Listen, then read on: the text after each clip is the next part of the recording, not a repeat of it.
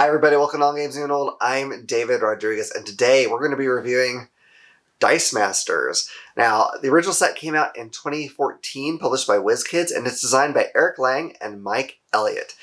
Of every game in our collection, this one is the one we've played the most by far. And while certainly some people have talked about it, I feel like a lot of people haven't discovered it. So I hope you'll check it out and see what we think at the end.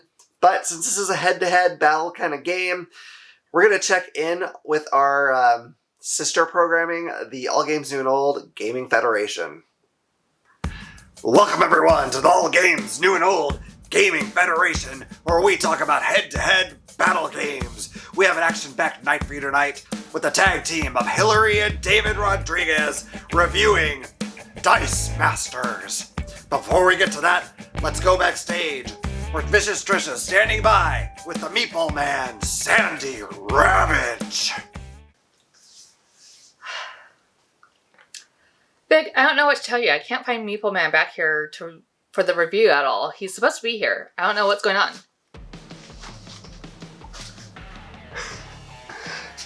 Hey yo. You know who I am, but you don't know why I'm here. Actually, I don't know who you are. Who are you? Oh. My name is Dice Diego, and I'm here to talk about Dice Masters because the Meatball Man can't cut it. But first, it's time to take a survey. Do you all come here tonight to watch cat videos? Meow, meow. Or did you come here tonight to watch All Games New and Old? Yeah. One more for the good guys. Dice. Right? It's Dice? That's right. Can you tell us about Dice Masters?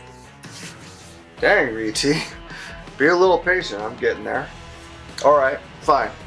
Dice Masters, you pick your 8 characters. You start with your basic dice, use them to get energy, to buy those characters, and fill your sack with them. Then you go one-on-one with your opponent, knock them down 20, show them what All Games New and Old is all about. If you want to talk about theme, Dice Masters got Marvel, Yu-Gi-Oh!, 40K, DC, D&D, WWE, and probably a few more letters I forgot about. But I tell you what, you want a theme that fits you? It's got it, because just like All Games New and Old, Dice Masters is for everyone, and it's just too sweet. Well, that actually went better than I thought it would. Over to you, David and Hillary. Have fun reviewing. Ew.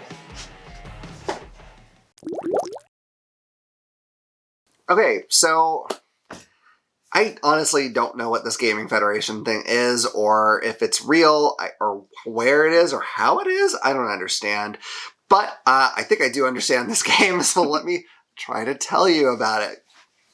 So this game started out as like a collectible game where you got most of your cards through booster packs, and they've gone to a different model lately where you just get like a single set and it has pretty much everything you need. So when you're going to play it with somebody, you're going to pick 8 cards or team members, however you want to look at it. Each card's usually going to represent a particular person or machine, or depending on the set you get, it'll be a thing. And it'll have a certain die associated with it. So each card has its own specific dice. So after you pick your 8 team members, you then have to have no more than 20 dice total. You can distribute those however you want to, but you have to plan because you're going to be basically spending energy to purchase those and get them into your bag. And without going over the card max dice limit. Yeah. Most of them will go up to 4. Yeah. There are some really special cards that only have like a 1 die limit. And some go up to 5, but you know, yeah. Most of them are 4. So when you start, you just have these really basic white die that have like, there's a side that has like or maybe probably a couple sides that have a pawn on them, and those are going to be like the character side, and then there's a side for like each different type of energy, and there's one side that's sort of like a wild energy. So you start with all of those basic ones. You start with 8, And when you first are playing, you draw you draw 4 dice out of the bag, and you roll those. When you roll dice, they go into your reserve pool. Now you can re-roll 1 time. You can re-roll as many of your dice as you want, but you can't do them like 1 at a time. You have to do them all at once. So you pick like, oh, I want to do these 3 dice. You roll those right away. And then after that, you're stuck with whatever you've got. So you might have a character side, like if you're just starting, you're only going to have the pawn, but as you get other dice, you might have other characters. And those will have stats on it. On the upper right, it'll have its attack value. The lower right is the defense. And the upper left is the field value. And that's how much energy you have to pay to field that particular character. So pretty much all the other sides that aren't characters are those energy types. So if you already have a die, you can pay any combination of those energies to field it if you want to. If you want to purchase a die to put into your bag later, though, you'll have to look at your cards. Each one of them at the top where their cost is also going to have a symbol associated with it. So if it costs 3 energy to put it in and it has a shield, that means one of the 3 energy you spend at least has to be a shield energy. It can't be fists or whatever unless you have a shield there as well. There is, of course, the wild side that you can use to substitute that as you will. If you purchase a die, they go into your use pile along with any spent energy you have to be added to your bag later when it runs out. So once you've spent energy to either buy dice or field the dice you put out, they're then ready for combat. And the way the combat works in this game is you have your field zone and you have an attack zone. Once you decide that you're going to attack, you will move however many dice you're attacking with out into that attack zone. Your opponent can then decide if they want to defend those attacks or not. But they have to have characters die in their field zone in order to block. So the blocking basically will work off of the attacker's attack value versus the defender's defense value. And they also kind of attack back at the same time. So if the attack value is higher than the defense value, then the character is KO'd. If the attack value is lower than the defense, then you basically just block each other and the character dice go back into the field zone. You can also, if you can't block or you can choose not to block, the attack value will go straight against your life. And you have 20 life points, and the first person to get to 0 loses the game. So there's a little bit of strategy, but if an attack goes through that's not blocked, then that dice will go to the use pile. After all the attacks are either blocked or get through, any KO dice go to a prep area, and then the next time you draw your 4 dice, you will also add in any dice that are in that prep area. So as the defense, there's a little bit of strategy in whether you want to block an attack and with which dice, or if you want to let the attack go through, because if you let it get through, yes, you're taking that initial damage, but then that dice goes to your use pile, and so it's going to be a while before they can use that dice again. Yep. One thing I didn't mention before is there's actually another kind of die you can buy. When you create your team, you're also going to pick 2 basic action cards, and your opponent will as well. And those will go out on the board, and basically anybody who's playing, either person can buy dice from those basic action cards. Even if it's one that your opponent brought, you can buy their dice. You buy them exactly the same as you buy the characters, but those will have special effects that will go off during the game, depending on what they say they do. So with the way that combat goes, it sounds very simple, and it may not sound very varied, but there's also like a lot of keywords. I'm not going to try to list them because it would be insane, but there's all kinds of things that tweak and bend the rules in various ways, and those will be listed on your character cards. The other thing with the reserve pool, with your initial roll, you want any dice that isn't spent by either fielding a character or purchasing a character, you want to keep in your reserve pool, because there may be like a global action that you can use where you can use that energy later on as the attacker or the defender, and it can help change some of the actions as well. So For the art, there are so many sets in here, so it kind of depends on what set you're looking at. But I think for the most part, all the artwork is taken from whatever IP they're using. Mm-hmm. So the D&D set has some D&D art in it. The Marvel there's several different Marvel sets and several different DC sets, but they also use artwork kind of straight from the comics or the creators. So whatever set you're getting, it will have artwork that is from the theme of that set. Yeah, and in general, I think it's all pretty good. I feel like they pick well. At least for my taste. There's certainly comic book artists, for instance, out there that I don't like, but usually the ones they pick, I think, are all really good choices. It is going to look kind of different. Like early on, they had some Teenage Mutant Ninja Turtle sets that I think might have been all from the cartoon. So that's going to be in pretty stark contrast to your Warhammer 40k set, which will also look weird next to the WWE set that is all photographs. But I mean, that's just what it is. So, but overall, the pictures they pick for the things that they're using are all pretty excellent, I think. So for components, it's basically cards and dice. The cards are good quality. The foils, if you get those, look really cool. The dice are all pretty neat. Usually they're pretty good about picking color combinations where you can still see like the information on them pretty well. Every now and again, there's one where it's like, okay, I really have to look at this one because it's hard to see that color of I can't say pip because that's not what they are, but design against the color of die they use. But usually they're pretty good. I like the dice. They feel like good quality.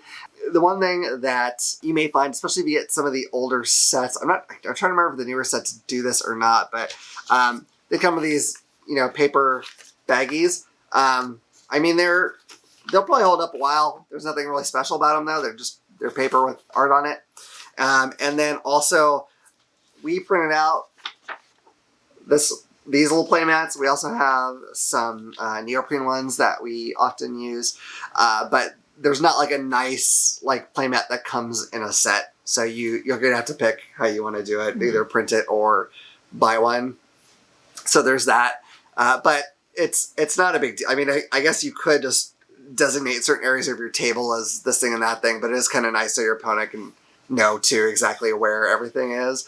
I really don't have any complaints about the components. Actually there is one thing I will say though. The way their current model of releases, where they have here's your WWE set, and this is all the cards that are WWE. Well, they have some little expansion packs you can get, but one thing that I think is kind of weird with those is even though the cards can have 4 dice associated with them, they often don't come with 4 dice for each card. It'll be 3, which is not a huge issue because, you could still distribute them all pretty well. But I think it's kind of weird. Do I really want to use this card so bad and have 4 dice that I'm going to buy another set? Probably not, but it'd be nice to just be able to do that. That's weird. It's not a quality issue. It's just how they choose to package them. I think that's strange, but I mean, it's not the end of the world. It also makes sense because it helps keep the cost down. And then really most of the time you're only going to have 1 to 3 dice on a card. So it's very rare that you're going to choose to have all 4 dice on a card. So for keeping cost in mind, to me it makes sense that they package it I can that see way. the reason. So I agree with the components. The dice are really, I love the dice. They're a lot of fun. I like the logos that they choose to represent the characters on the dice. They try to color code the dice as well so that the coloring makes sense. Some of the dice are opaque or even clear. So I have a Batman set that has Mr. Freeze, and so his is a clear blue die, which I think is a lot of fun. That's cool.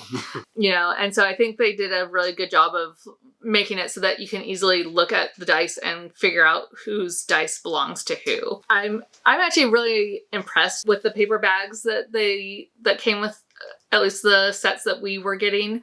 They're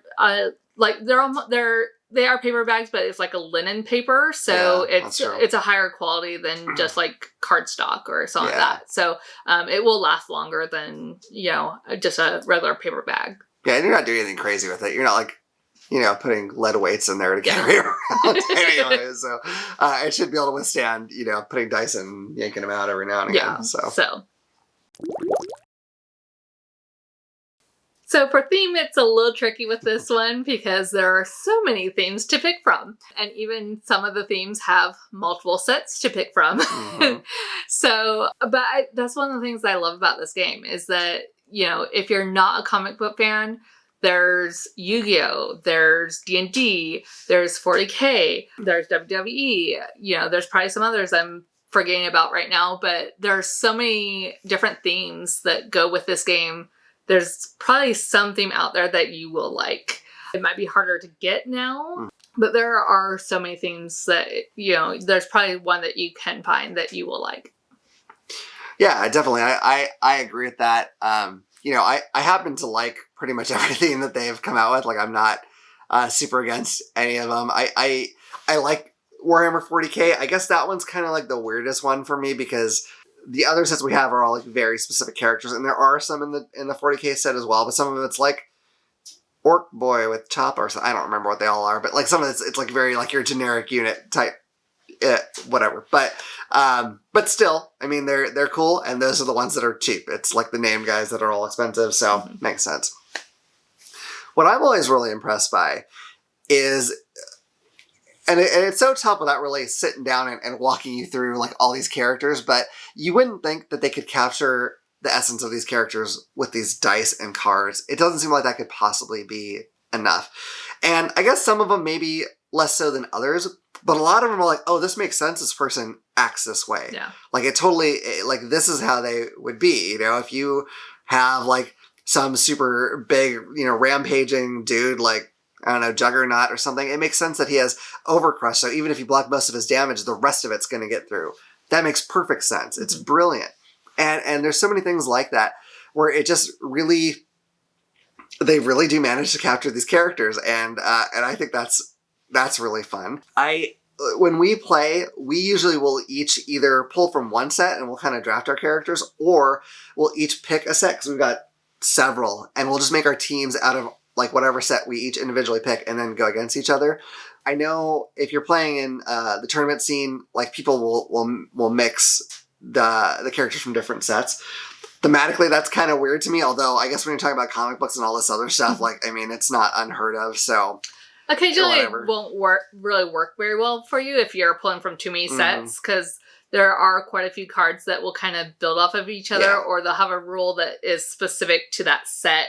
So it won't really make sense if you're pulling from too many different sets. Yeah, that is kind of a thing. But a lot of people do that, and that's totally fine. It's not what we typically do. But I'm really shocked in a way. I mean, we've played this for a long time, so I guess I'm not shocked anymore. But like initially playing, I was shocked at how different these characters can feel from each other. And, you know, while there isn't rules to say, well, like, you know, this hero can't team up with these villains because heroes and villains, like you were saying, there are kind of bonuses sometimes to doing so. Like in the set, it's like, oh, if you are, you know, both, you know, this heroic group, then you can get extra things off each other. Whereas if you're these villains, you can get extra things off each other where, you know, a hero and a villain can't do that. So there are little things to make it kind of make sense, or you'd understand why these particular characters work better together than others. So overall, somehow, against all odds, with what seems like a simple set of components, they really make the theme work for this. Okay, so final thoughts on Dice Masters. Again, it's so broad. There's a lot, and you know they've changed the way that they release their sets. From originally being, you know, you'd buy like a small like starter thing that had like 2 dice for each card in there, but it'd have all the basic dice you need and whatnot. And then you could buy booster packs, or we would just usually buy the whole big booster box and get our things that way. To now having like the all-in-one kind of set with maybe a couple little expansions up to the side. And then also you can buy the draft booster packs that they use for like organized play, which is what I did on my recent Dark Phoenix set unboxing, but those don't have any of the basic dice, so you can't just buy that. there's a lot, and it can be it can maybe seem a little confusing. But that being said, I don't have a problem with any of the ways they've done any of them. Like, honestly, if they had stuck with the original thing, that'd be fine. If they'd always done what they're doing now, that would have been fine. It all pretty much works for me, and the game is just fantastic. If you watched our top 50, I'm pretty sure we both had this in our top 10. Maybe even top 5. It might even top 5.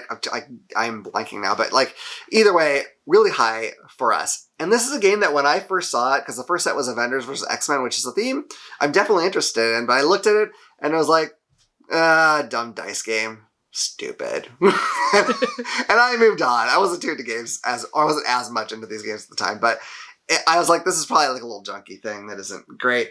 I didn't know Eric Lang, one of the designers, that meant nothing to me at the time.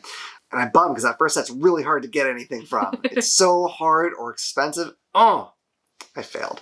But I love it. I love getting a new set and seeing the weird kind of intricacies within it because they all feel different. And again, this is based on how we play, where we're just playing with the one set usually. But, you know, depending on the set that I choose or that she chooses, like, I'm taking different things into consideration like crazy. You know, she's got one set that she plays that's like, I think it's World Finest one, I'm not sure, but it's got all kinds of weird, all kinds of weird, tricky interplay. And I'm really trying to like, okay, I don't want her to get this character out, and I can't have her getting that. And like, I'm like so worried about how she's going to get these combinations, and I'm trying to stop it. And it's terrible because I'm being really reactionary instead of like coming with them. I'm just like, how do I deal with everything she's going to do? But like, that's so neat because within one game, one set of rules, you can have a really different feel within each set, and then that's to say nothing of all the characters you can pick within those sets. It's insane, the variety. Even if you just go with one set, I mean, it's insane the kind of variety you could do, the kind of weird combos you can figure out and strategies that you can use.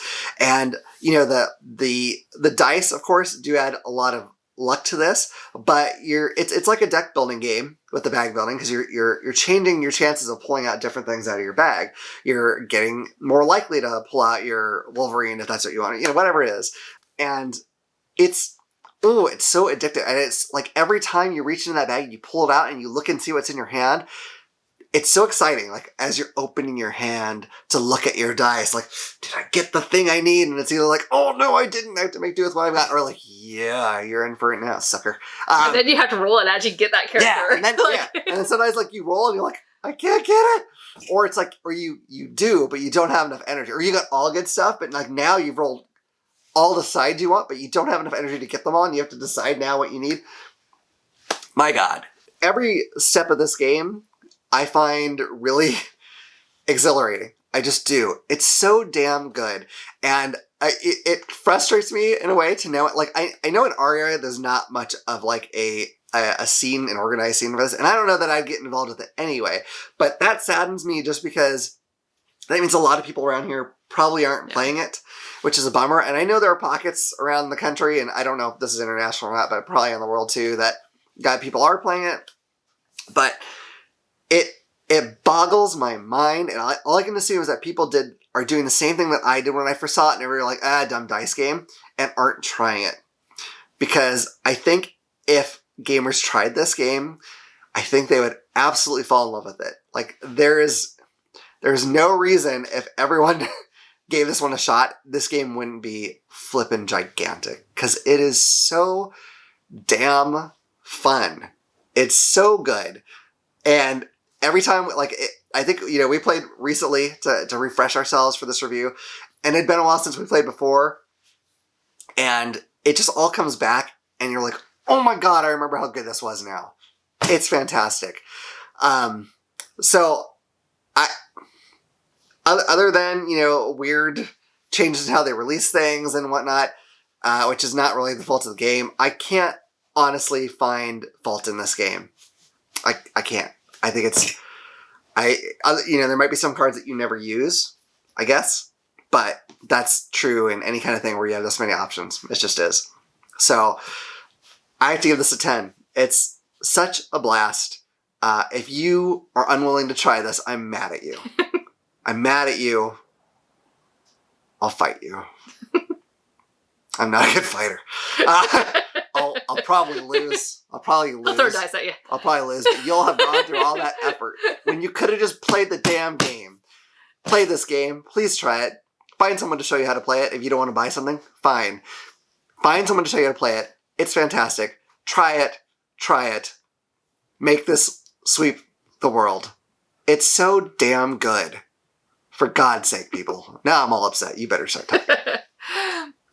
So, like we kind of mentioned a little earlier, this was definitely if you watched our top 50, it was very high on both of our lists.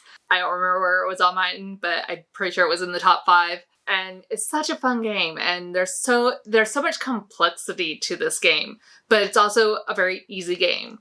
It's there's so many sets to choose from. Each set has so many characters. Even the characters, you can pick. There's multiple cards for each character, so you can, and different cards have different costs to them. So you can be like, okay, well, I really want to have Poison Ivy in my team, but I need a low cost card. So okay, I'm going to use her two cost card instead of her 4 cost card. And each card and the different cost cards have different abilities on them too. So there's so much complexity in even just building up your deck and then deciding how you want to allocate your 20 dice. And okay, am I more likely to get, buy the cheap dice, or should I focus on getting the more expensive dice? How often am I going to be able to get those more expensive dice? And because of all that complexity, each game feels different. And then on top of that, you have a little bit of the luck because you're rolling dice.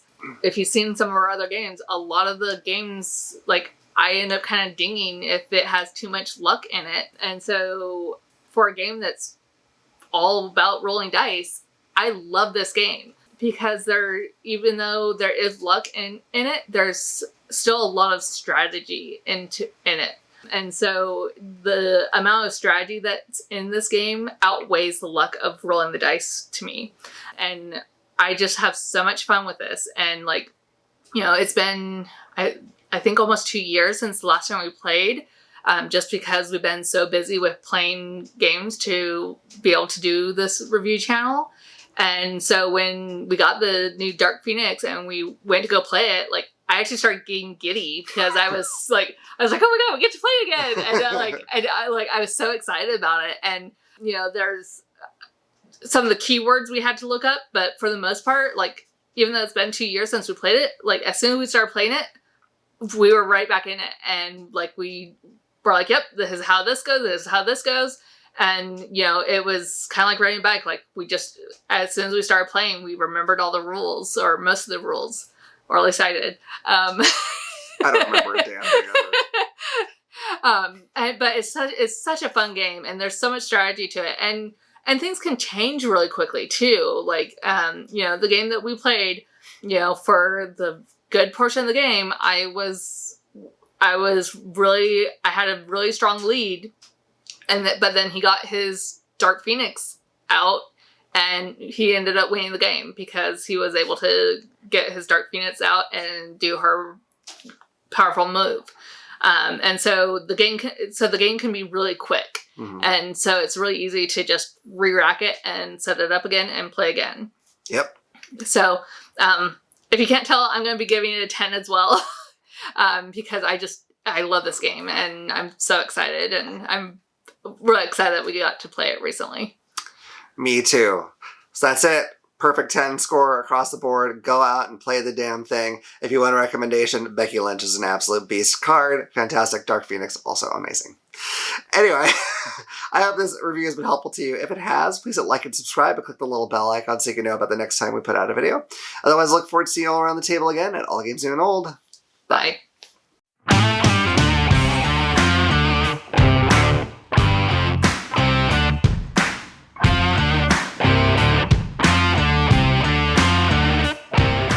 But yeah, I don't really have any complaints. I hope we don't find that toothpick in an unfortunate way. I don't really know where it went. I thought I was going to go find it, but I don't know why I thought that. And I'm here to talk about Dice Masters, because the Meeple Man, he can't cut it. And I forgot where I was going to go from here. Already. I'm the one who forgot. How about that?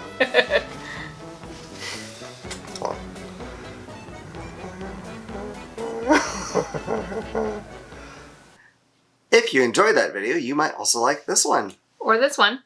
Either way, if you could click this button to subscribe so you can see more of our stuff when it comes out. We'll see you around the table. Bye. Bye.